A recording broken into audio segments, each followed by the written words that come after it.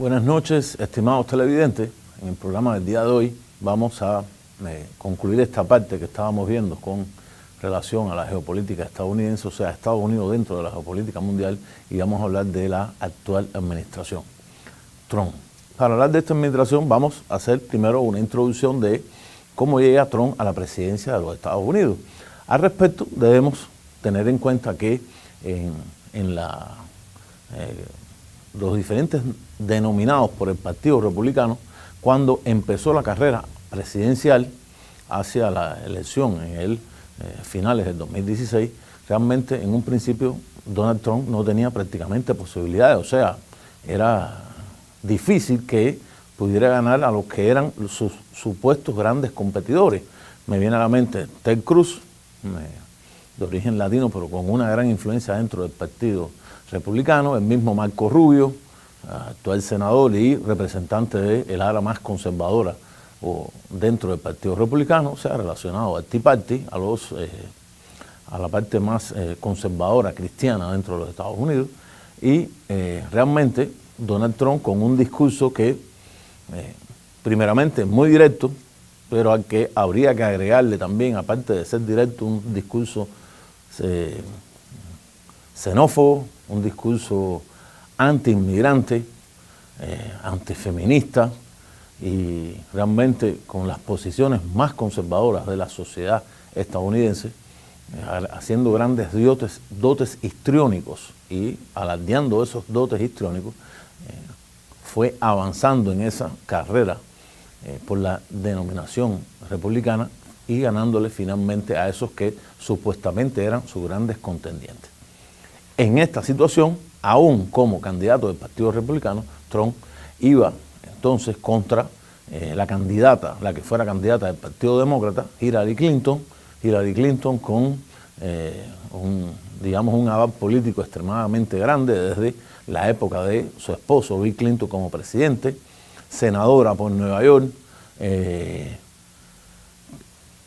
ministra de Relaciones Exteriores, o sea, secretaria de Estado dentro de la primera parte de los primeros 4 años de Obama, realmente un aval que prácticamente,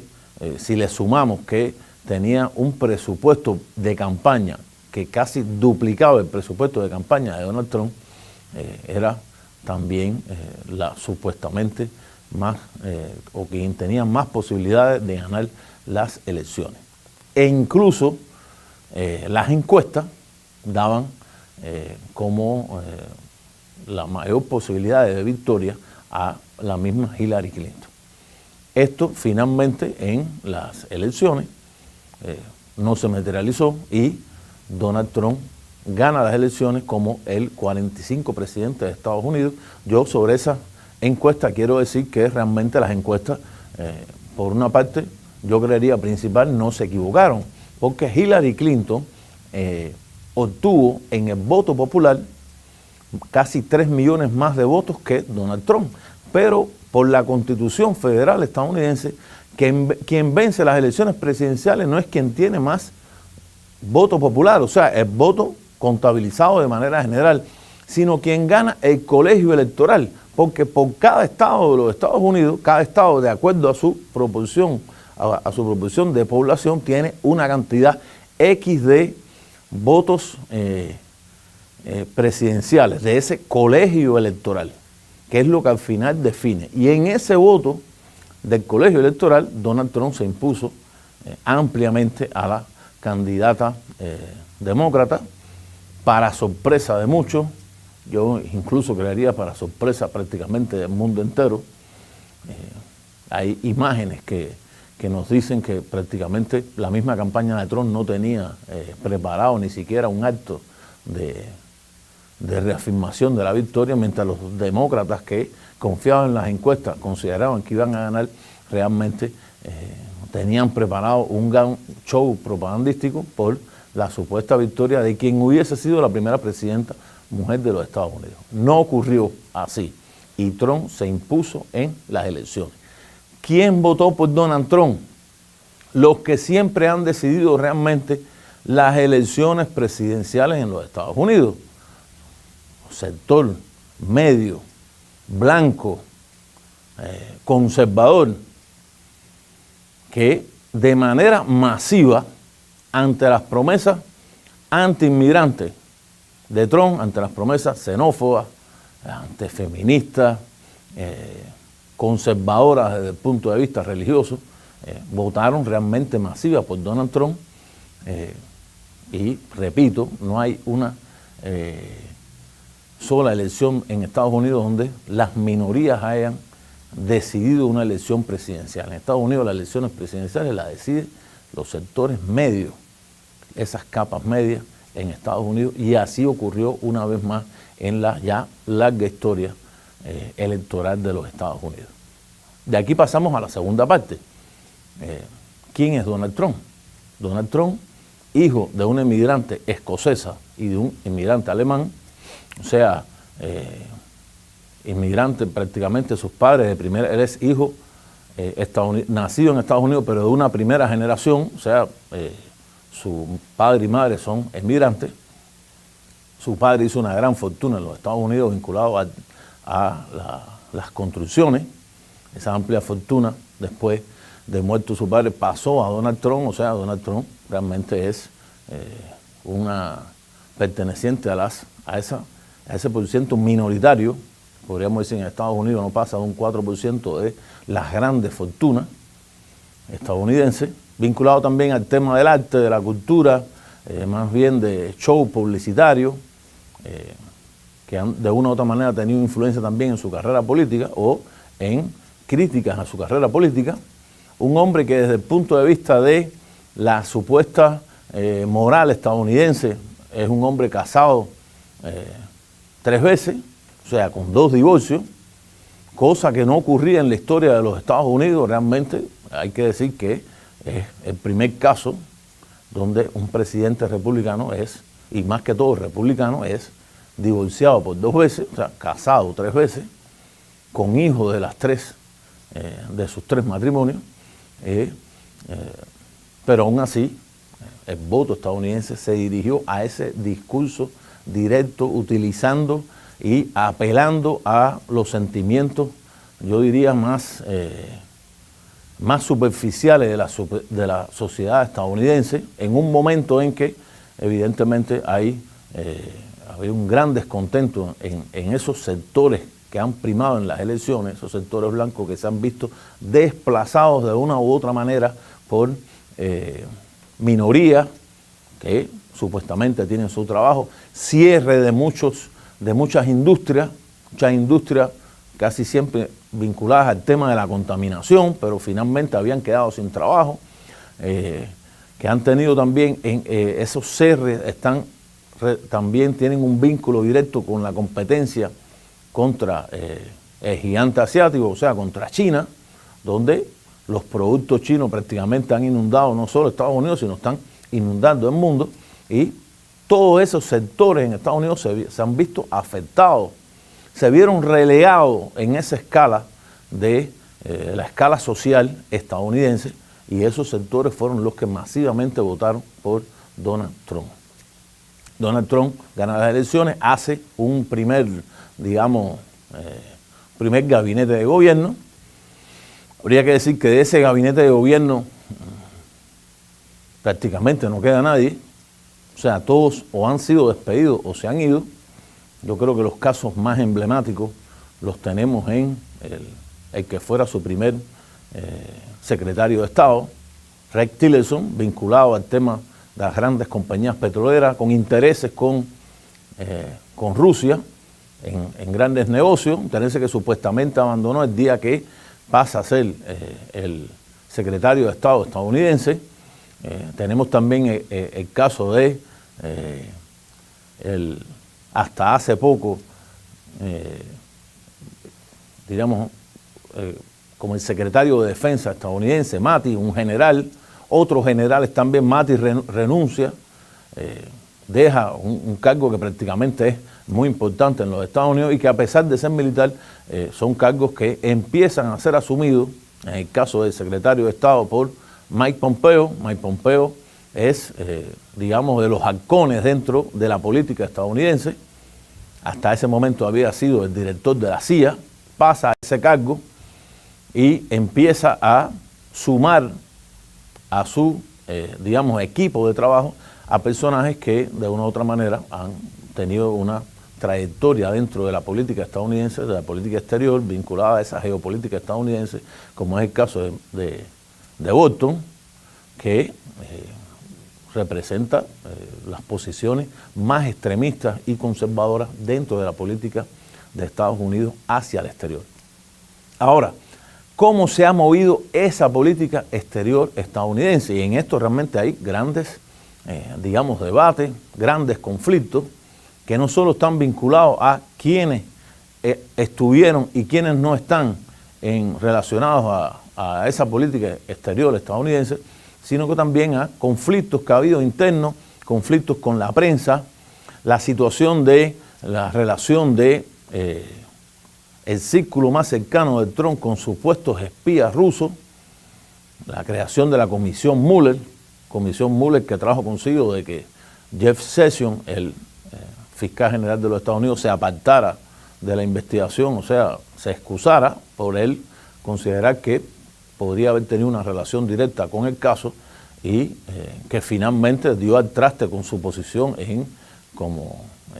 esta tan importante cargo dentro de la administración, y también fue desplazado por Donald Trump. Hasta este momento ni siquiera ese cargo ha sido ocupado de manera oficial por una persona. Lo cierto es que esa comisión Mueller, funcionando hasta hoy e impulsada por los demócratas, todavía en ese momento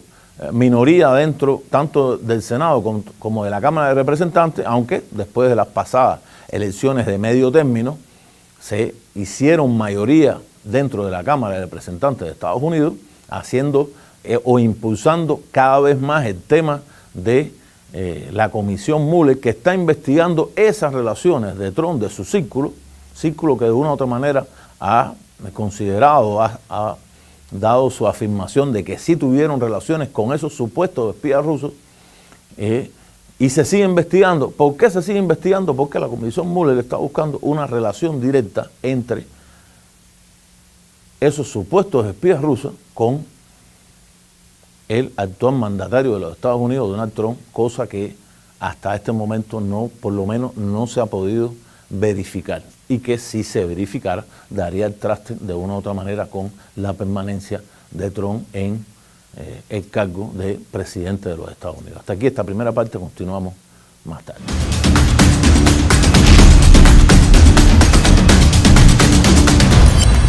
Continuando con la parte anterior, ya hemos visto la inestabilidad dentro del gabinete de Donald Trump y la situación de lo que se ha llamado la trama rusa o de Rusia Gay, y ese vínculo posible directo de Donald Trump con supuestos espías de Rusia. A la vez, desde el punto de vista de la política exterior, hay casos específicos que yo creería que son importantes de analizar y ver qué es lo que está pasando en esta política estadounidense y qué cambio podemos estar notando en esta política. Relacionado a la política exterior hacia el Medio Oriente, desde antes de Trump, o sea, desde la administración Obama, la situación siria había sido realmente extremadamente destacada, la participación directa de tropas estadounidenses, pero la intervención rusa a partir del año 2016 prácticamente cambiaron el curso de esa guerra que hoy evidentemente se define a favor del gobierno de Bashar al-Assad, aliado de Rusia, de Irán y con una evidente contención también de la influencia que hasta ese momento había tenido Turquía, aliada desde hace ya algún tiempo de Rusia, ha traído finalmente la destrucción del Estado Islámico, o sea, su derrota militar, y yo creo que la fase principal de ese conflicto en la etapa estadounidense se plantea cuando, de una manera para muchos sorpresiva, Donald Trump señaló que la guerra había terminado y que retiraba a las tropas estadounidenses de Siria, lo cual de una u otra manera es un reconocimiento a que el poderío ruso, con una alianza con Turquía y con Irán, habían desplazado de ese territorio del Medio Oriente, de Siria, el poderío estadounidense y Estados Unidos se retiraba. Podemos decir incluso que ese momento de una u otra manera marca una inflexión en la política estadounidense, incluso desde 1945 hasta ese día, porque de una u otra manera se rompe lo que había sido esa línea de una política exterior internacionalista, donde la participación hegemónica de los Estados Unidos había sido primordial en todos los confines del planeta, y sin embargo llega un momento en que Estados Unidos dice que se ha acabado la guerra, incluso que deja a Turquía para que Turquía sea la que finalmente resuelva ese problema en Siria, cuando todos sabemos que realmente es la influencia rusa la que está determinando esa situación. Y lo cierto es que hay una inflexión, cambia la política estadounidense. Antes habría que tener en cuenta que Estados Unidos mismo había tenido relacionado hacia Europa cambios en su política, muchas tropas estadounidenses retiradas del teatro europeo, muchas veces quedan tropas que prácticamente son, digamos, simbólicas, que no pueden hacerle una contención si existiera un enfrentamiento con Rusia, que realmente no lo creemos probable, pero así queda, y a la vez trae consigo un cambio, yo diría, determinante de la política de Estados Unidos hacia América Latina. ¿Por qué? Porque en la política estadounidense, empezando desde la doctrina Monroe hasta 1945, realmente América Latina había sido, digamos, el territorio de donde la influencia estadounidense había sido fundamental,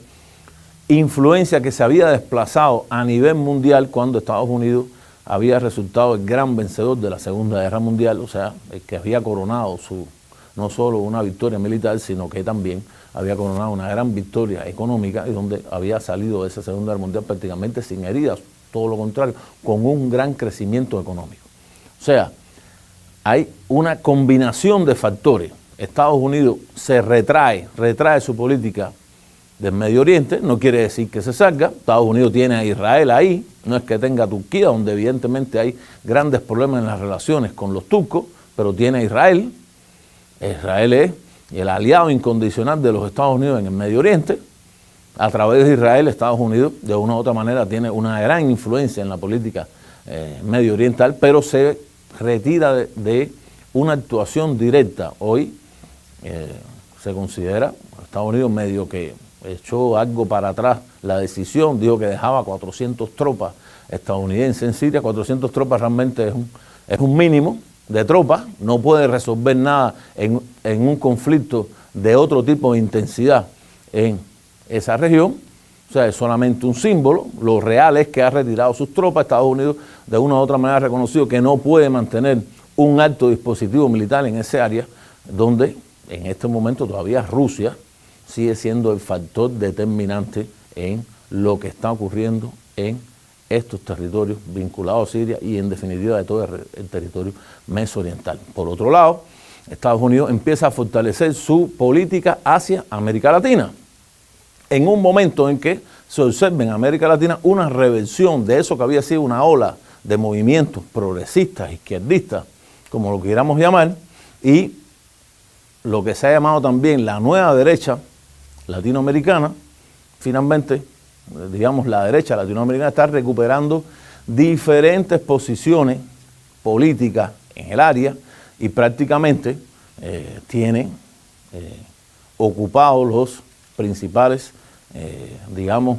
carteras de gobierno en todos los países de América Latina, o la mayoría de los países.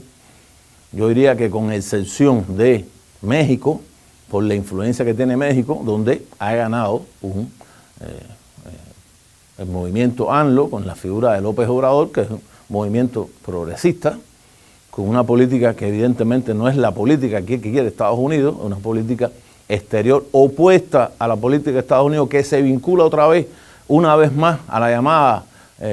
política Estrada, o sea, la no intervención de México en los asuntos exteriores de ningún país, el respeto a la soberanía, cosa que había variado en la política mexicana ya de varios periodos anteriores, incluso con el PRI en el gobierno. Pero la derecha en América es la nueva ola, la que ha empujado a la izquierda. En ese retroceso de la izquierda, Estados Unidos toma como, evidentemente, el principal punto de lo que ellos consideran una necesidad de cambio, incluso, como habíamos dicho en el programa anterior, a partir de Obama, con relación a Venezuela. Esto, de una u otra manera, ha traído que en Venezuela, por la misma actuación estadounidense, una actuación que evidentemente es totalmente abierta, o sea, Estados Unidos, incluso para Venezuela, ha situado a un personaje macabro en la historia de las relaciones internacionales estadounidenses y en la historia de las relaciones con Centroamérica, Elliot Abrams, un hombre castigado, un hombre que estuvo vinculado al tema de Irán-Contra, vinculado a grandes masacres, incluso en El Salvador, que justificó la masacre de Mozote en El Salvador, y es el que han situado para resolver supuestamente el problema de Venezuela. Venezuela, sabemos, crítica situación económica que existe en este país, una crítica situación que Estados Unidos ha planteado de manera abierta a través del propio presidente Trump, a través de Mike Pompeo, a través de Bolton y a través de Elliot Abrams, que Estados Unidos está determinado a controlar los principales recursos de Venezuela. Y cuando habla de esto vamos a controlar los recursos, pero ¿qué queda con la democracia? Con esa bandera que